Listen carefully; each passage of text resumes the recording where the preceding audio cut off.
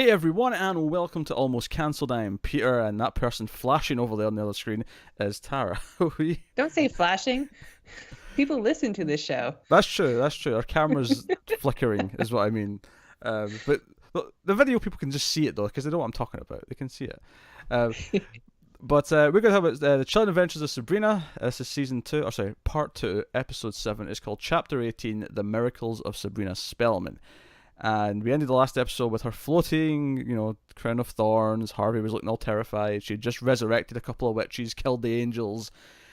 And I think the first thing I want to say about this episode is that it's got a really weird structure. I don't know if you felt this as well, where it felt like the episode was it felt like it climaxed at like the 2/3 kind of mark, and then there was like another 15-20 minutes of like new plot after it climaxed.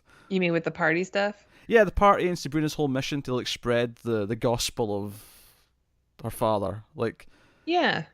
Yeah, I think you're right. It definitely was it's not as good as the last episode, but the last episode ended on such a high, so oh sure, maybe that's why.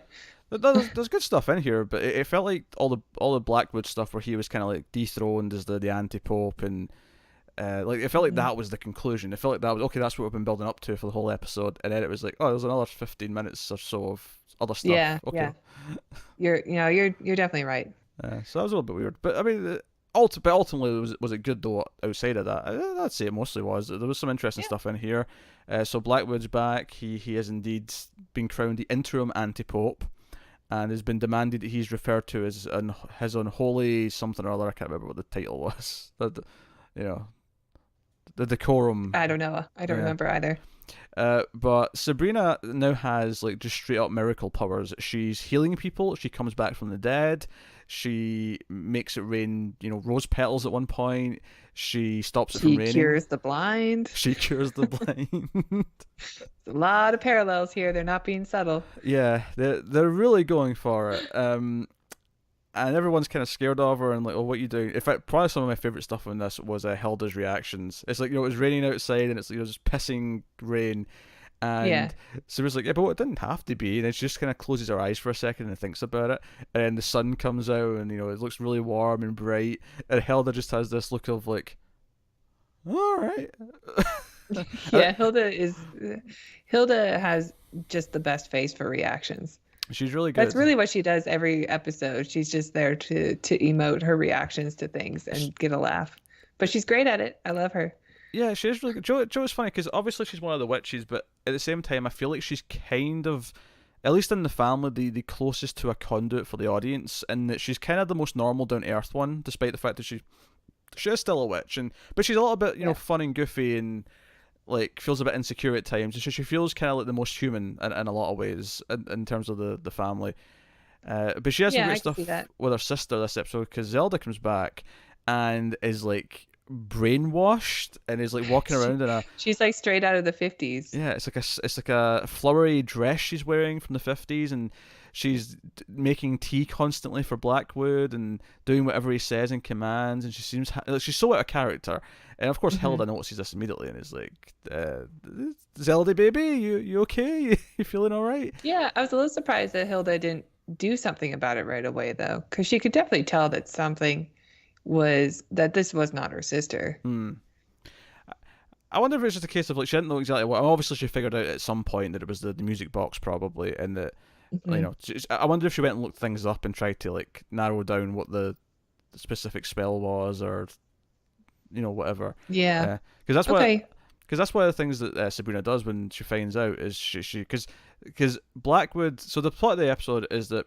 So we see that we meet the council who have appointed Blackwood as anti-pope, and they're like, okay, because Sabrina and Nick helped save the school, they're reinstated, they're not expelled anymore, and they can do whatever they want. But Ambrose is still going to be executed because he did kill the anti-pope. And they say, no, but wait a minute, there was this familiar, the mouse was inside his system. And they say, well, if you can provide this evidence, if you can provide this familiar within the next 24 hours, and there's literally a big egg timer on the table. Yeah. We'll reconsider the sentence.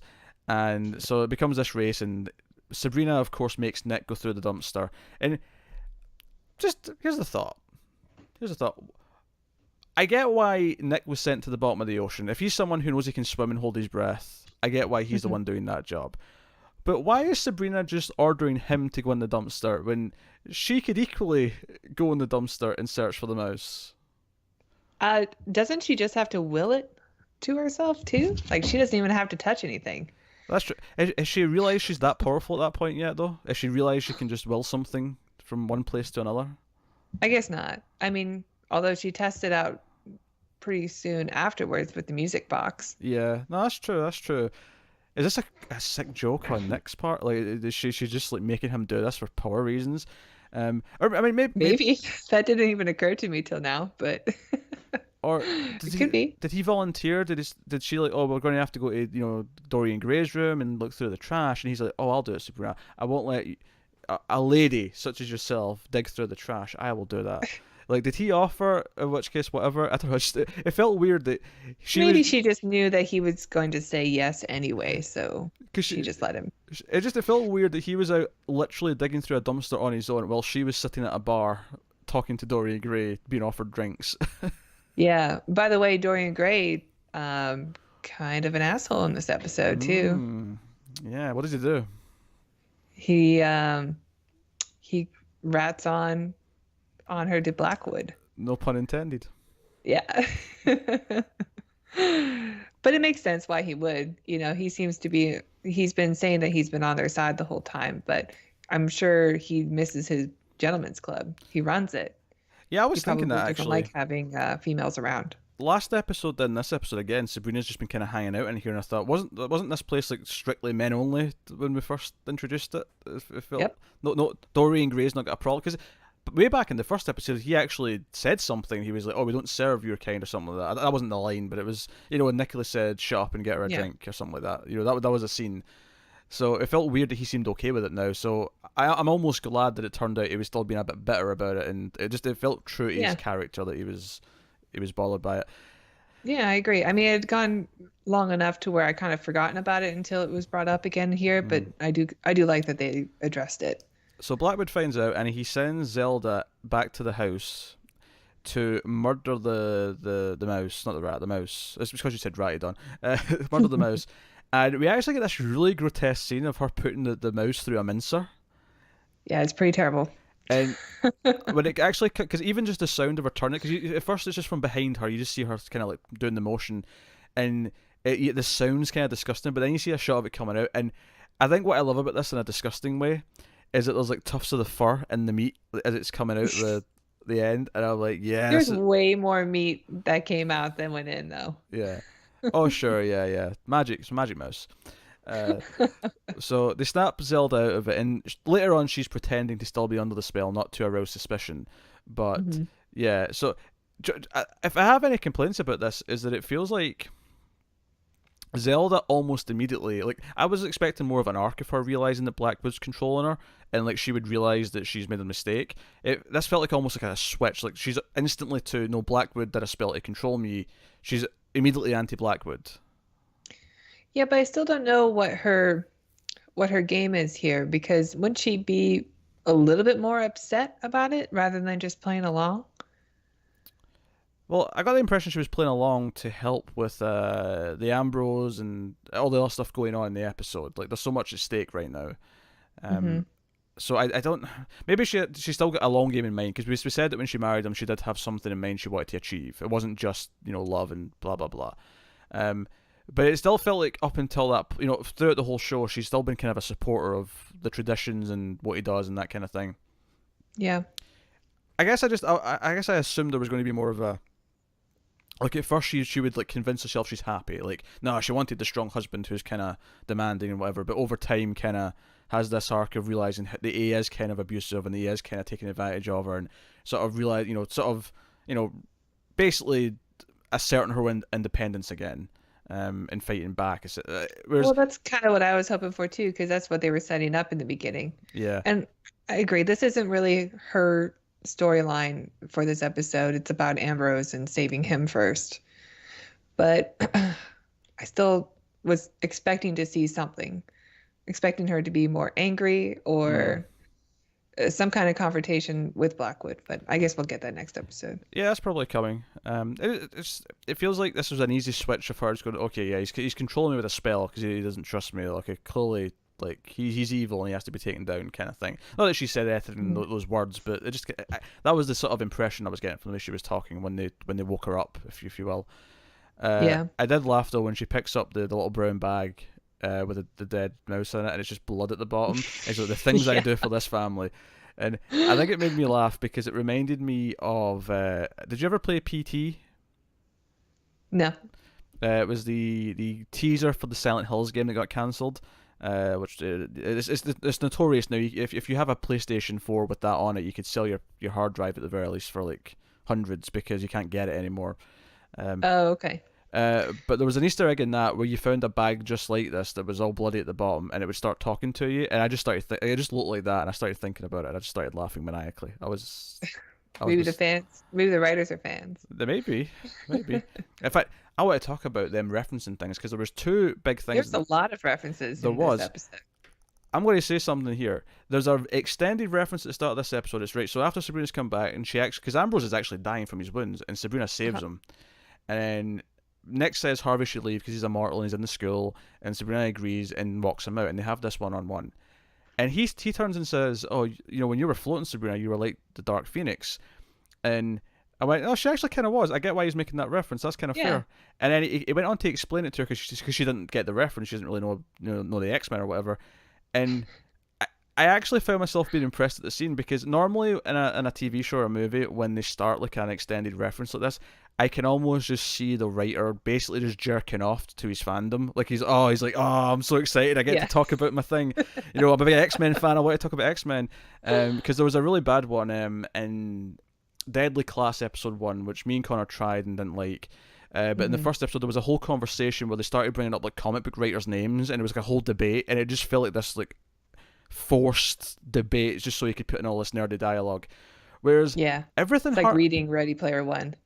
Oh, I haven't read it, but I agree with that criticism. It's hard to get through. I agree with that criticism based on the movie because I think the movie's just nothing but fan service wankery. But Harvey explains, Jean Grey. He's like, yeah, Jean Grey was this powerful mutant, and on the verge of death, this Phoenix Force, this being of pure energy, took over her, and she was kind of destructive, and it threatened everything in her wake. And I'm like, this is actually a really smart reference. It relates directly to what's happening to her and what she's worried about, what he's worried about. And I didn't think of it last episode when she was floating, but once he said it, I was like, she did kind of look like the Phoenix. Now that you mention it, she did. Yeah, I went through the same thing, and I even wrote down Sabrina is the Dark Phoenix. Like, it's definitely a great parallel. Plus, she has ultimate power now. She does, yeah. She doesn't have to use incantations. She doesn't have to use spells. She just has to will something, and it happens. I'll say this right now, this is probably a better Dark Phoenix adaptation than the movie that's coming out later this year. I'm going to put my money on it. We shall see. I'll stake my reputation that the Simon Kinberg or Kinsberg. It's already better than the last one they did. That's true. That's true. But I really like usually extended references like this just feel forced and like just someone is determined to reference something, but it honestly actually fits. It's almost like after hearing the reference, I was like, I almost think I'd have been annoyed if he didn't mention this because if he's such a comic book nerd that he would know this stuff that. Yeah. Of course he would bring it up. And help me understand Sabrina a little bit more, too, about what she's going through. Yeah. That was a good reference. The other one was the Descent, which... this one wasn't as, great or as important, but it made sense in context. They're in a cave. Being in caves. Yeah. Yeah. Theo's like, you seen the Descent? And he's like, nah, what's it about? He's like, you don't want to know. I haven't actually seen it, but there's mole people in it, right?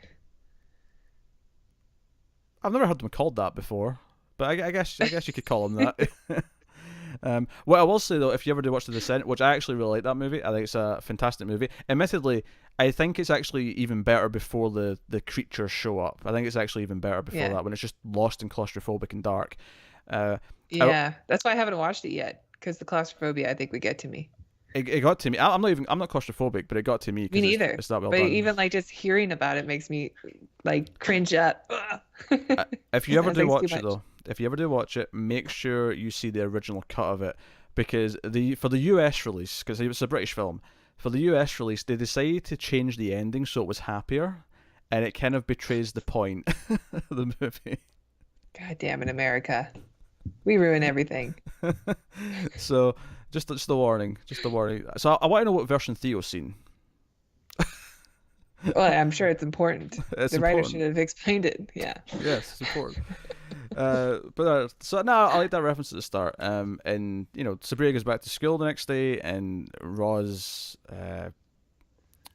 asks her to cure the blindness. And he's like, "Oh, but you didn't want me to do that." It's like, "Well, yeah, but like I saw you die, and like it feels like this was a dramatic thing that happened. It kind of shook them all up their weird suspicions, where seeing Sabrina die made her care how much she realized, how much she cared about her, and Hmm. vice versa. And sure enough, she cures her blindness, and Yeah, back she is. seemingly with no consequences, which is supposed to Oh, be not the way it works. So we'll see. I hope nothing bad happens to Roz, but I suspect it will. there'll be consequences. I feel like everything she's done, the consequence is going to be one big thing that happens, and it'll be something really tragic for the town or something. Yeah. I'm not sure which yet, but there's going to be a payoff to this. So I, so I like that stuff. I like that stuff. Here's what I thing I liked is that when they did set up she has this party and she wants both mortals and witches there. Roz does come. She's excited Hmm. about mixing church folk with witches and warlocks because Yeah, you think she wouldn't be, but all right. sounds like a hoot, I guess. And so Harvey and Theo don't go because Harvey ends up going to the mine and gets Theo's help to investigate something. I actually kind of like that they went off and did this, although I do think the start of it felt really weird and abrupt. When Mhm. Sabrina asked Roz like, "Oh, can you ask Theo and Harvey to come?"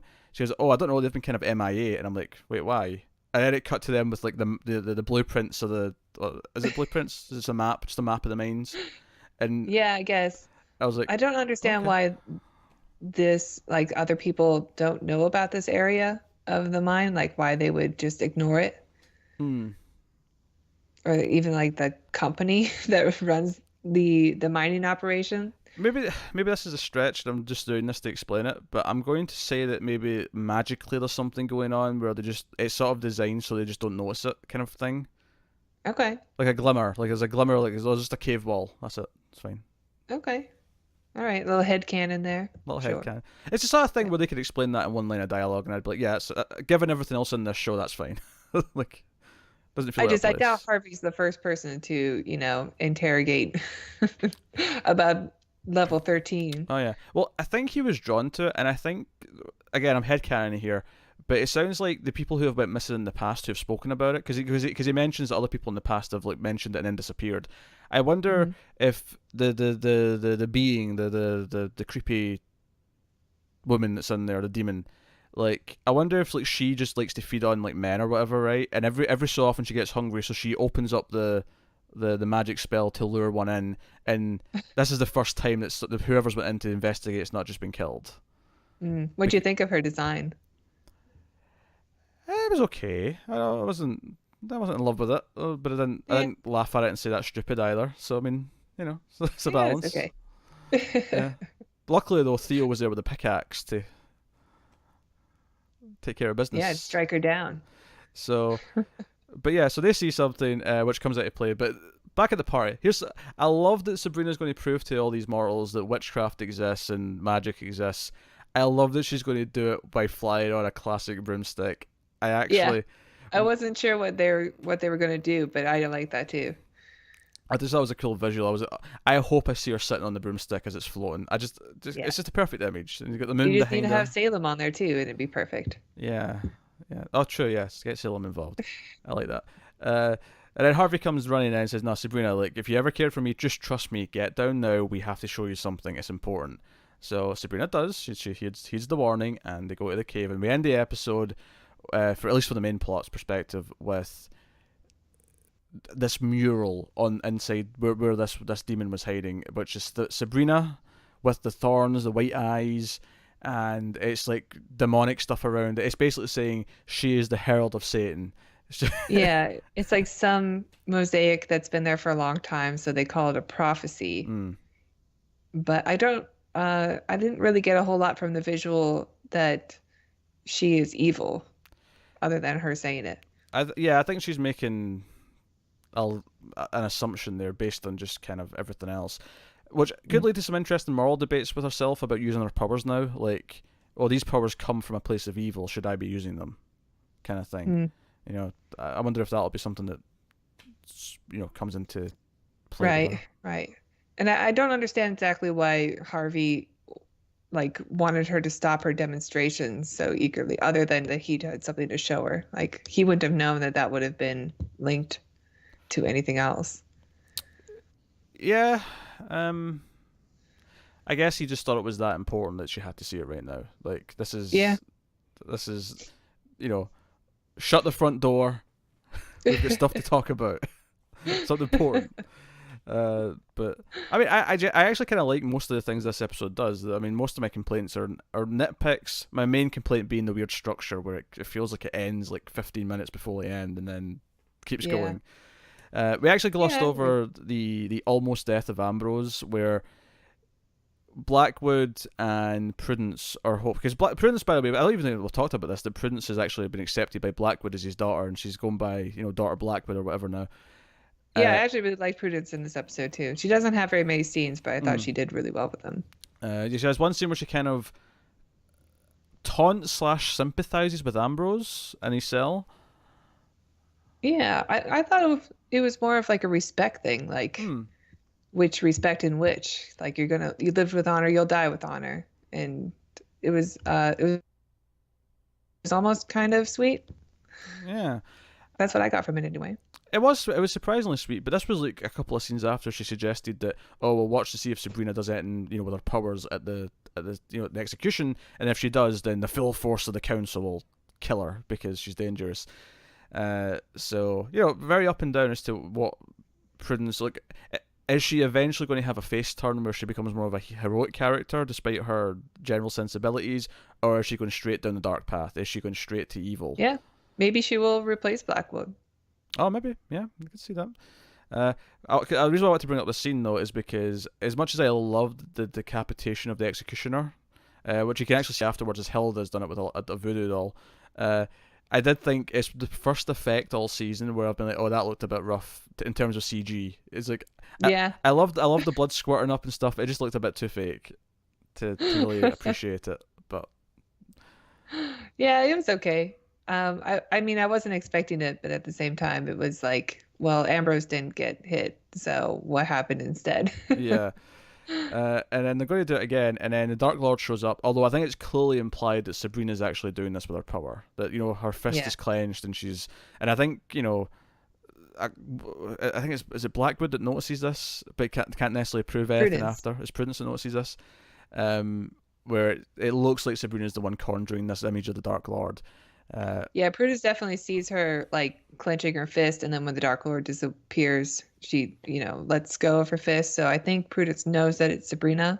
Whether or not she told Blackwood is how he knows, because Blackwood took the Dark Lord very seriously when he was there. Hmm. But then I guess afterwards, when he was with the council, he started to say, no, it was Sabrina. Sabrina was the one doing it. Yeah. So I assume he and Prudence had a conversation about it. So Sabrina essentially got Blackwood demoted, which he's not happy about. He's livid right now. So we're going to have to deal with those repercussions. But yeah, no, I like, again, weird structure aside, and a couple of nitpicks where it feels like Zelda's plot's moved at a weird speed. I'm digging most of what's Yeah. happening. There's also the Wardwell storyline. Yes, I had no idea what was She has happening created here. a monster. Yeah, I was like, what's she doing? And she lures this guy in, and I'm like, wait, has she felt a taste of love? She just wants meaningless sex. Is that where we're going with this? And then she butchers him in the bathroom.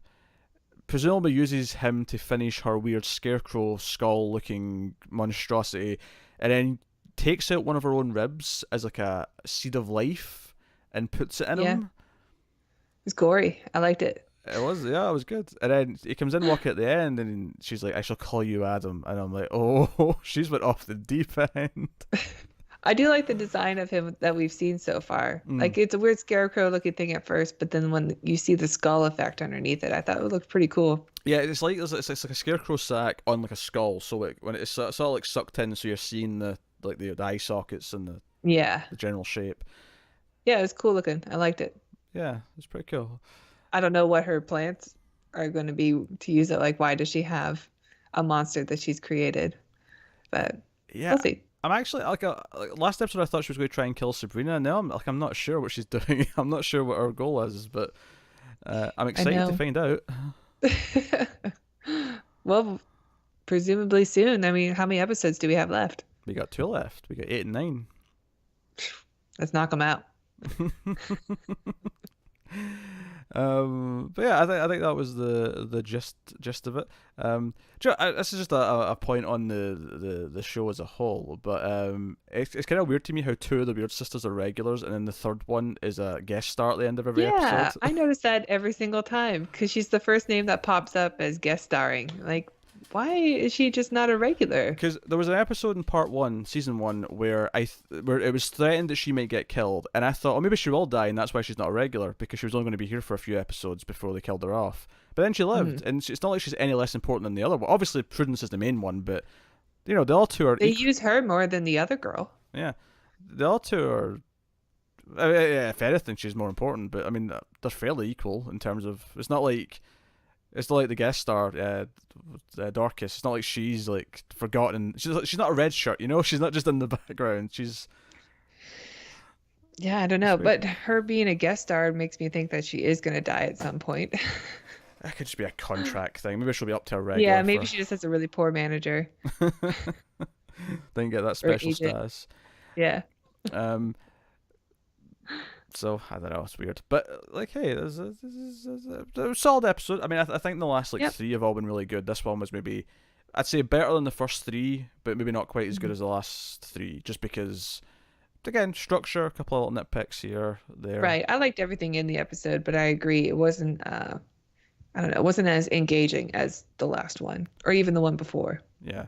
Yeah, it was a pacing thing. It's just like a technical thing in the writing as opposed to anything else, but. Interesting stuff coming. I was actually really surprised when it cut to just Blackwood and Zelda being back. I thought there'd be more of an entrance or something. It was like, oh, they're back. Okay, all right. Yep. They're here. So Hilda just came in through the toilet to tell them. Yeah. Mm-hmm. Yeah. So, but yeah. So that's Sabrina episode 7. So by all means, you can let us know what you thought of the episode in the comments below. You can like, subscribe, all that stuff. Get us on the Twitters at mailed_fuzz for channel updates. If you want to support the show and the channel and everything else we do, you can go over to patreon.com/mailfuzztv. where you can support us for as little as $1 per month. You get some stuff early, you get some exclusives. But go and have a look-see and see what's on offer. Tara, is there anything you would like to promote? Yeah, check out The Ace. It starts on the 18th. Yes. Which for us is tomorrow, but should already be up by the time this video goes up, right? Mm-hmm. Yes. Yeah, check out The Ace, the Atomic Cinema Experiment. Almost forgot. One day she'll remember the title to her own show. I know it's called The Ace. I always want to say experience because it is an experience. So check it out. All right, that has been us. So thank you once again for watching or listening. We always appreciate it. Keep watching TV, guys. Have you got any vanilla?